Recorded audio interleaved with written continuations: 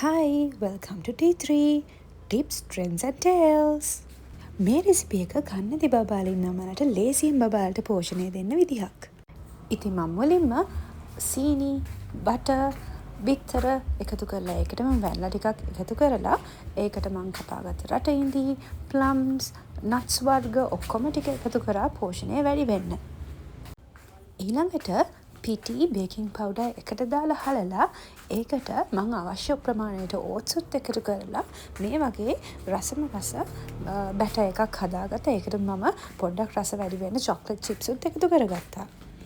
oven එක Celsius අංශක 170ට විනාඩි 10ක් ප්‍රීහීට් කරලා ඊට පස්සේ මම මේක විනාඩි 20ක් බේක් කරගත්තා. chocolate chip nuts cookies are ready.